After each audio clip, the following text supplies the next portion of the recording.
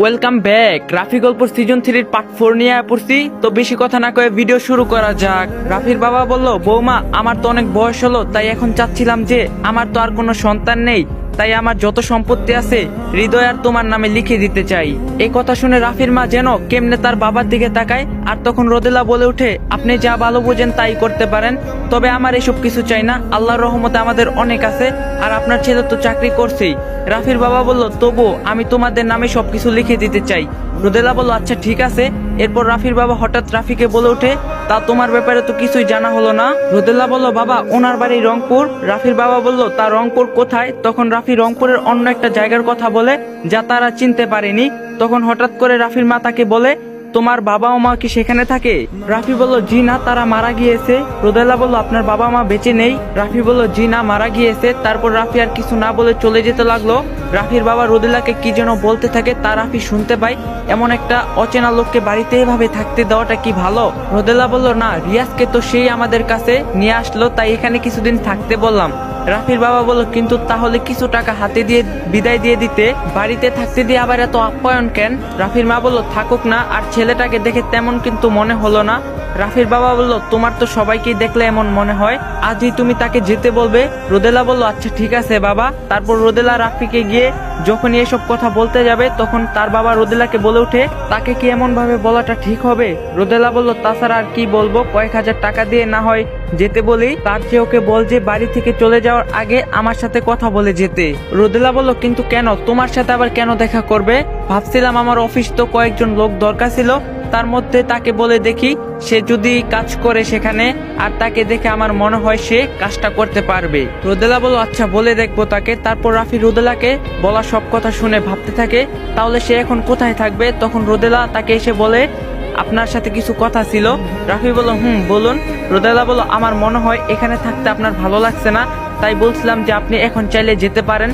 রাফি বলল, আচ্ছা আমি তবে এখনই যাচ্ছি। রোদেলা বলল, আচ্ছা ঠিক আছে, কিন্তু যাওয়ার আগে আমার বাবা আপনার সাথে দেখা করতে চান। রাফি বলল, আমার সাথে দেখা করবে কেন? রোদেলা বলল, তা আপনি তার কাছে গেলেই বুঝতে পারবেন। তারপর রাফি রোদেলার বাবার কাছে যায় আর বলে, আপনি আমাকে কিছু বলবেন? রোদেলার বাবা বলল, তুমি কি আজ চলে যাবে? রাফি বলল, এখনই চলে যাব। রোদেলার বাবা বলল, তোমাকে তো আগেই বলছি রিয়াজ আমার একমাত্র নাতি, আর তাকে তুমি আমার কাছে নিয়ে এসেছো, তাই তোমার জন্য কিছু করতে চাচ্ছিলাম। রাফি বলল, জি বলুন। রোদেলার বাবা বলল, আচ্ছা তুমি কি আমার অফিসে চাকরি করবে? রাফি বলল, আপনি দিলে অবশ্যই করব। রোদেলার বাবা বলল, তাহলে আমি তোমাকে একটা ঠিকানা দিচ্ছি, তুমি কাল সকালে সেখানে এসো। তারপর রোদেলার বাবা রাফিকে একটা কার্ড দেয়, আর তা নিয়ে রাফি তাদের বাসা থেকে চলে যায়। এখন আপনারা ভাবছেন কেন এই বারবার রাফি শুধু মানুষের উপকার করছে আর চাকরি পাচ্ছে, আর তাকে মানুষ বাড়িতে থাকতে দিচ্ছে না, তা পরে জানবেন। এখন আসা যাক মাসুদের কাছে। এদিকে রিদির থাপ্পড় আর মিমের মায়ের থাপ্পড় খেয়ে তার মাথা এমনিতেই রাগ। তখন সে মিমের সেই ভিডিওটা আবার বের করে দেখতে থাকে আর হাসতে থাকে।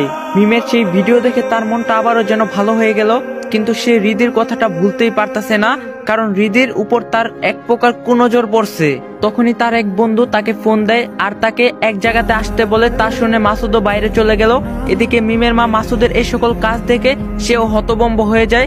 সে তার মেয়ের মান সম্মান নিয়ে খেলছে, তাই সে আজ সকালেই মাসুদের মায়ের কাছে গিয়ে বলে, আপনার ছেলে এসব কি শুরু করছে? মাসুদের মা বলল, কেন, আমার ছেলে আবার কি করলো? আর এত চিৎকার কেন করছেন? মিমের মা বলল, চিৎকার করবো না তো কি, বসে থাকবো? আপনার ছেলেকে তা জিজ্ঞাসা করুন সে কি করছে। মাসুদের মা বলল, কি করছে আমার ছেলে? মিমের মা বলল, কি করেনি বলেন? সে আমার মেয়েকে রাতের বেলায় তার সাথে খারাপ কাজ করায় আবার তার ফোনে ভিডিও করে রেখেছে। মাসুদের মা বলল, আপনার কি মাথা ঠিক আছে? কি বলছেন এসব? মিমের মা বলল, আমি সবকিছু ভেবে চিন্তে করেই বলছি, আর আপনার ছেলে নিজে আমাকে সেই নোংরা ভিডিও দেখিয়েছে। সে মানুষ নেই, বরং সে একটা কুলাঙ্গার। মাসুদের মা বলল, আপনি কিন্তু এবার অতিরিক্ত কথা বলছেন, এর ফল কিন্তু ভালো হবে না। মিমের মা বলল, কি ভালো হবে না? আমার মেয়ের ইজ্জত নিয়ে সে খেলা করবে, আর সে বলবে আমার মেয়েকে বিয়ে করতে পারবো না। মাসুদের মা বলল, তা করবেই বা কি করে? আপনার মেয়ে যা চরিত্র আর নোংরা ভিডিওর কথা বলেন না, দেখেন আপনার মেয়ে কত ছেলের সাথে রাত কাটিয়েছে, এখন আমার ছেলের উপর দোষ দিচ্ছেন। মিমের মা বলল, আমি ভালো করে বলে দিচ্ছি, আজকের মধ্যে যদি আমার মেয়েকে আপনার ছেলে বিয়ে না করে তবে। মাসুদের মা বলল, তবে কি? জান আমার ছেলে আপনার মেয়েকে, আপনার মেয়ের মতো নষ্টা মেয়েকে বিয়ে করবে না, কি করার করুন। মিমের মা বলল, ও তাহলে এতদিন এই ছিল আপনাদের মনে, আমার মেয়ের সাথে আগে ভালো ভালো কথা বলে, আর এখন আপনার ছেলের মনের আশা পূরণ হয়েছে, তাই এখন বলছেন কি করতে পারি? মাসুদের মা বলল, হ্যাঁ যা ইচ্ছা করতে পারেন, আর যদি আমার ছেলের নামে একটা খারাপ কথা বলেন তবে আমি কি করতে পারি তবুও তাও বুঝতে পারবেন। এদিকে মাসুদ তার সেই খারাপ বন্ধুদের সাথে একটা রেস্টুরেন্টে আসলো। তার চোখে হঠাৎ করে আবারও হৃদির উপর পড়ে। মাসুদ বলল, আরে সুন্দরী তুমি এখানে, কাল তোমাকে দেখার পর আমার তো রাতে ঘুমিয়ে আসেনি, আর তুমি আবারও এখানে। আর দেখি কপালে আজ, আমার কপাল দেখে আজ খুবই ভালো। হৃদি বলল, আপনি এখানে আবার? কালকে চর খেয়ে শিক্ষা হয়নি নাকি আবারও এসেছেন, অভদ্র কোথাকার? মাসুদ বলল, কাল না তুমি আমাকে চর মারছো, কিন্তু আজ যে আমি তোমাকে আদর করতে এসেছি, এসো না একটু আমার কাছে। তখনই সেই রেস্টুরেন্টে একজন ওয়েটার এসে বলে, স্যার প্লিজ কাউকে ডিস্টার্ব করবেন না, এসব এখানে করা বারণ। মাসুদ বলল, আরে ডিস্টার্ব কোথায় করলাম, দেখো না আমার টিয়া পাখির সাথে কথা বলছি। সরি স্যার, আমার তো মনে হয় উনি ডিস্টার্ব ফিল করছে, তাই আপনি এসব আবার করলে আমরা ব্যবস্থা নিতে বাধ্য হব। তারপর মাসুদ আর উপায় না পেয়ে সেখানে চুপ করে বসে পড়লো। কিন্তু হঠাৎ করে সে দেখতে পেল যে হৃদি সেখানে নেই। তার মানে কি সে সেখান থেকে চলে গেল? এদিকে হৃদি সেখান থেকে চলে আসার পর হঠাৎ করে রাফিকে দেখতে পায় রাস্তায়। তাকে দেখে সে গাড়ি থামায় আর রাফির কাছে গিয়ে বলে, আপনি কেমন আছেন? রাফি বলল, জি ভালো, আপনি? হৃদি বলল, আমি আসলে বেশি একটা ভালো নেই। রাফি বলল, কেন, কি হয়েছে? হৃদি বলল, আমার স্বামীর সাথে আমার কিছুদিন আগে ডিভোর্স হয়েছে। রাফি বলল, শুনেছি। হৃদি বলল, আপনি কি করে জানলেন? রাফি বলল, আপনার এক বান্ধবীর সাথে সেদিন দেখা হয়েছিল, সে বলতে। হৃদি বলল, আমার বান্ধবী লিজার সাথে আবারও দেখা হয়েছিল। রাফি বলল, হৃদি বলল, তা আপনি কি এখনো সেই অফিসে চাকরি করেন? রাফি বলল, না এখন করি না, তবে কাল থেকে এক জায়গায় শুরু করার কথা। তারা যখন কথা বলছিল ঠিক তখনই রাফি দেখতে পায় যে, কি ভাবছেন এখানে গল্প শেষ করে দিন, না আবারও শুরু করা যাক? রাফি দেখতে পায় যে মাসুদ তার দিকেই আসছে, আর এটা তখন হৃদিও দেখতে পারে। আর সে রাফিকে বলে, এখান থেকে চলুন। রাফি বলল, কেন, কি হলো? হৃদি বলল, আসলে ওই লোকটা আমাকে কাল থেকে অনেক বিরক্ত করছে, তাই বলছি এখান থেকে চলুন। রাফি বলল, মাসুদ আপনাকে বিরক্ত করছে মানে? হৃদি বলল, আপনি তাকে চিনেন? রাফি বলল, কিন্তু সে আপনাকে বিরক্ত করছে কেন? হৃদি বলল, তা জানি না, তবে সে অনেক খারাপ লোক। রাফি বলল, ঠিক বলছেন, তাহলে এখান থেকে চলুন। তারপর রাফি আর হৃদি যেই না সেখান থেকে যাবে, ঠিক তখনই একটা ট্রাক এসে হৃদিকে জোরে ধাক্কা দেয়, আর এতে হৃদিও সেখানে রক্ত চমক হয়ে তার জ্ঞান হারায়। আর রাফি এটা পিছনে ফিরে হৃদির এই অবস্থা দেখে সাথে সাথে গিয়ে দেখে তার জ্ঞান হারিয়ে ফেলেছে। তাই রাফি তখনই হৃদিকে নিয়ে হাসপাতালে যায়। এদিকে হাসপাতালে যাওয়ার পর হৃদি অনেক রক্ত বের হয়ে যাওয়ার কারণে তার রক্ত লাগবে 3 ব্যাগ, কিন্তু তখন হৃদির রক্তের গ্রুপ কোনো রক্ত ছিল না। আর এদিকে হৃদির জ্ঞানও ফিরছে না, আর তার খুবই তাড়াতাড়ি রক্ত লাগবে, না হলে সে মারাও যেতে পারে। রাফি বসে এসব ভাবতে ভাবতে হঠাৎ একজন এসে রাফিকে বলে, আপনি রাফি না, আপনার হাতে আঘাত লেগেছিল?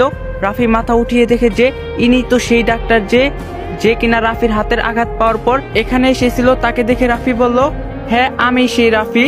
ডাক্তার বলল, তা আপনি এখানে কি করছেন? রাফি বলল, আসলে একজন রোড অ্যাক্সিডেন্ট করছে, তাই তাকে নিয়ে এসেছিলাম, কিন্তু এখন তার ও গ্রুপের রক্ত লাগবে, যা এখানে পাওয়া যায়নি, কিন্তু এখনই লাগবে। ডাক্তার বলল, তা আপনি তার কি হন? রাফি বলল, আমি তার কিছুই হই না, আমি তার অফিসে চাকরি করতাম। ডাক্তার বলল, ও গ্রুপের রক্ত আসলে নেই, তবে সকালে একজন এই গ্রুপের রক্ত দিতে এসেছিল, সেই রক্ত যদি দেওয়া যায়। রাফি বলল, তাহলে সেই রক্ত কোথায় পাওয়া যাবে? ডাক্তার বলল, সামনে গিয়ে দেখতে পারবেন যদি থাকে। তারপর রাফি সেখানে গেলে সেই গ্রুপের রক্ত পায়, কিন্তু রাফির কাছে তখন রোদেলার বাবার দেওয়া কিছু টাকা ছাড়া আর কিছুই ছিল না। শেষে কি আর করার, সেই টাকা দিয়ে রক্ত কিনে রাফি হৃদিকে রক্ত দেওয়ার জন্য। এদিকে মিম এখনো রাফির কথাই ভাবছে, আর সে হাসপাতালে 2 দিন ধরে যাচ্ছে না। তখনই মিমকে হাসপাতাল থেকে ফোন দেয়, ম্যাডাম আপনি কি অসুস্থ? 2 দিন ধরে মেডিকেল আসছেন না কেন? মিম বলল, আসলে কিছু সমস্যা থাকার জন্য আসতে পারিনি, কাল থেকে আসবো। আচ্ছা ঠিক আছে, আর ভালো কথা, আজকে সেই লোকটা হাসপাতালে এসেছিল যার হাতে আঘাত লেগেছিল, কি যেন নাম ছিল, মনে হয় রাফি। এই কথা শুনে মিম তাড়াতাড়ি করে বলে উঠে, হাসপাতালে এসেছিলেন মানে, তার কি হয়েছে? ডাক্তার বলল, তার কিছু হয়নি, কে যেন অ্যাক্সিডেন্ট করছে, তাকে নিয়ে হাসপাতালে এসেছে, তার জন্য মনে হয় রক্ত লাগবে তাই। মিম বলল, সে কি এখনো হাসপাতালে আছে? ডাক্তার বলল, সে তো একটা জায়গায় রক্ত আনার জন্য গিয়েছে, তবে মনে হয় এখনই আবার ফিরে আসবে। মিম বলল, আচ্ছা আমি তাহলে এখনই আসছি। ডাক্তার বলল, কেন ম্যাডাম, কি হয়েছে? মিম বলল, কিছু না। এ বলে মিম ফোন রেখে রাফির সাথে দেখা করতে যাওয়ার জন্য মেডিকেলে যাওয়ার জন্য রওনা দেয়। তখনই মাসুদ তাকে দেখে বলে, মাই সুইট হার্ট তুমি কোথায় যাচ্ছ? মিম বলল তা আপনি জেনে কি করবেন? মাসুদ বলল জানতে তো হবেই, কারণ তোমার ভিডিও যে আমার কাছে। মিম বলল আপনি কিন্তু এবার খুব বেশি করছেন। মাসুদ বলল একটু বেশি তো করতেই হবে, কারণ আমি যে তোমাকে খুব ভালোবাসি। মিম বলল খবরদার আর একটাও বাজে কথা বলবেন না। কিসের ভালোবাসা? মাসুদ বলল এত তাড়াতাড়ি আমার তোর ভালোবাসার কথা ভুলে গেলে? এই ভালোবাসার জন্য সেই দিন তোমাকে কতই না আদর করলাম, আর বলছো কিসের ভালোবাসা? মিম বলল ওটাকে ভালোবাসা বলে না, ওটাকে নোংরামি বলে। মাসুদ বলল নোংরামি হলেও তুমি তাহলে সেই নোংরামির অংশ। মিম বলল ফালতু কথা একদমই বলবেন না। মাসুদ বলল তোমার সাহস তো দেখি সত্যি অনেক বেড়েছে, আমাকে তুই তুই করে বলছো। মিম বলল তা তোকে কি বলবো, সামন থেকে সর, আমাকে যেতে দে। মাসুদ বলল যেতে তো দিব না, আগে তোমাকে আবারও আদর করি, আবার না হয় যেও। মিম বলল আর একটা যদি খারাপ কথা বলিস তাহলে আমি এখনই মাকে কিন্তু ডাক দিব। মাসুদ বলল তা ডাকো না, কে নিষেধ করছে? তোমার মা তো সবই জানে, নতুন করে আবার কি বলবে? এ কথা শুনে মিম অনেক অবাক হয়ে যায় আর বলে মা জানে মানে কি বলতে চাইছিস? মাসুদ বলল কি আবার মানে, তোমার মাকে ওই ভিডিও দেখিয়েছি। মিম বলল মা সব জানে, তাহলে মা একটু আমাকে বললো না? মাসুদ বলল বলবে কি করে, নিজের মা কি তার মেয়েকে এমন সুন্দর মুহূর্ত দেখে তার মেয়েকে বলতে পারে এটা হচ্ছে তোমার আর আমার ব্যাপার, তাই না? কি বলো? মিম কাঁদতে কাঁদতে বলে তুই শেষে এতটা নিচে নামতে পারলি, শেষে আমার মাকেও। মাসুদ বলল আমার কথা না শুনলে আমি আরো নিচে নামতে পারি, আর তুই তো এখন একটা নষ্টা মেয়ে, তোকে আর কি দাম দিব বল? আর ভালোবাসতে বলছি, এখন যে আরো নিচে নামিনি এটাই তোর ভাগ্য। মিম বলল তুই যতই নিচে নামিস না কেন আমি আর তোর ফাঁদে পা দিব না, আর আমি রাফিকেই ভালোবাসি, তাকেই ভালোবেসে যাব। মাসুদ একটু হাসলো আর বলল রাফিকে ভালোবাসো?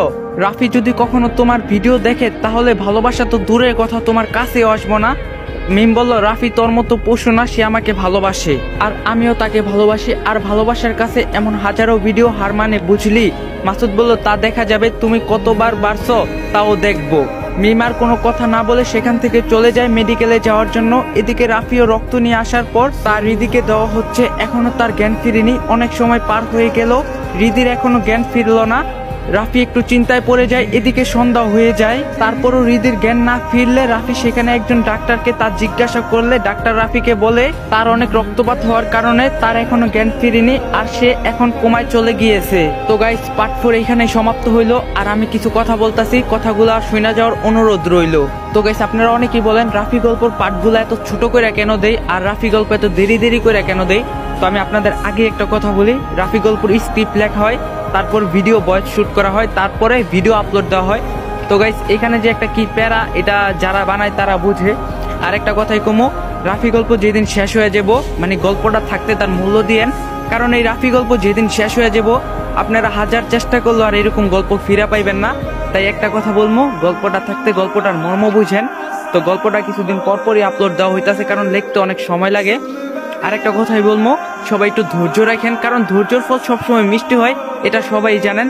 তো এইখানে পার্ট 4 সমাপ্তি দেওয়া হয়েছে। রাফি গল্পর পার্ট 5 অনেক তাড়াতাড়ি দেওয়ার চেষ্টা করবো। তো আজকের ভিডিও এই পর্যন্তই ছিল, সবাই ভালো থাকবেন, সুস্থ থাকবেন। আর যদি এই ভিডিওটা ভালো লাগে লাইক কমেন্ট শেয়ার করে দিবেন, চ্যানেলে নতুন না থাকলে অবশ্যই চ্যানেলটা সাবস্ক্রাইব করে দিবেন। তো আজকের ভিডিও এই পর্যন্তই ছিল, সবাই ভালো থাকেন, সুস্থ থাকেন, আল্লাহ হাফেজ।